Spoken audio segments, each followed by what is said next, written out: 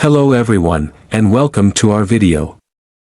Already, the new Erik ten Hag/Ineos project is on the back foot. This 3-0 shellacking by Liverpool could have been far more humiliating and damaging. 2 defeats from 3 Premier League outings is a dismal way to sign off before the international break, as Ten Hag and company seek to regroup a mere 16 days after the season's start. Trying to write this collapse off as a blip is fanciful because on show was a failure in basic competence, from front to back, epitomized by the catastrophes engineered by a hapless Casemiro that led to goals. Here we come to a pertinent off-field question as well. To witness the 20-year-old Toby Collier being asked to replace the Brazilian at halftime for a Premier League debut is no calling card of the slick strategy the Ineos revolution is supposed to bring. If Collier appeared lost, the greater issue is how United could enter this encounter with their fiercest rivals 2 days after the market closed with only one senior holding midfielder, Casemiro, eligible to play, after having all summer to fix the glaring hole in Ten Hag's squad. Beforehand, Manuel Ugarte, the manager's new £42 million defensive midfielder, was paraded. Bought to dislodge Casemiro, he arrived too late for clearance, and you have to wonder why the deal was so delayed, especially given the 32-year-old's decline. In July, during pre-season training at UCLA, Casemiro was spied flinging himself around to make last-ditch tackles. A mark of desperation, this proved an augury of the sad tale of his first half as his disintegration cost United 2 Luis Diaz goals. In added time of the first period, Booz greeted Casemiro's latest error, a mid-range pass that went to precisely no teammate and bounced into acres of Liverpool turf. What followed was a hang of his head in sorrow, Anthony Taylor blowing for the break, and Collier jogging onto the pitch to warm up, taking instruction from a coach, Darren Fletcher, before the second half. Casemiro was not the only culprit in red. At centre-forward, Joshua Zirkzee, on a first United start, missed clear chances and showed a clumsy touch.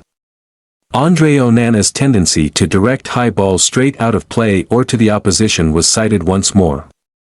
The reinstated Alejandro Garnacho was ineffective, as was Bruno Fernandes, and then we arrive at the curious case of Marcus Rashford. With Ugarte to succeed Casemiro, the bigger headache for Ten Hag is a 26-year-old whose normal state these days is becalmed and toothless, the diametric opposite of how your star forward should be, left out of Lee Carsley's England squad, goalless and shotless beforehand. Rashford remains the same and has now gone 245 minutes without scoring.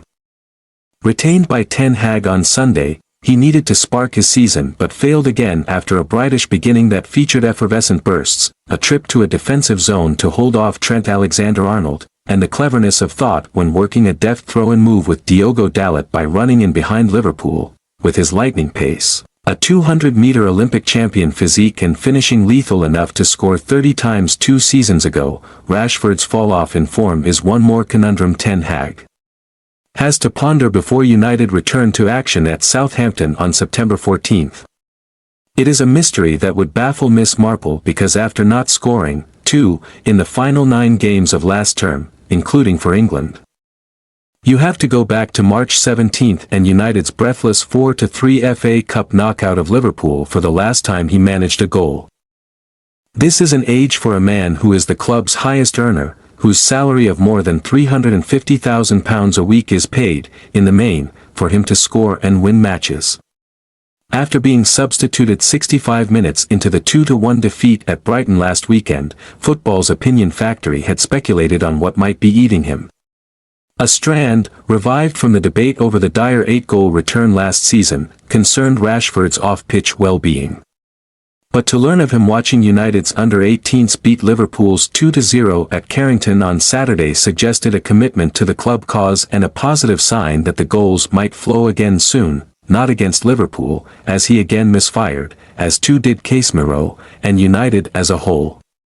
Already the narrative resembles last year's one of staggering from matchday to matchday in hope rather than with belief.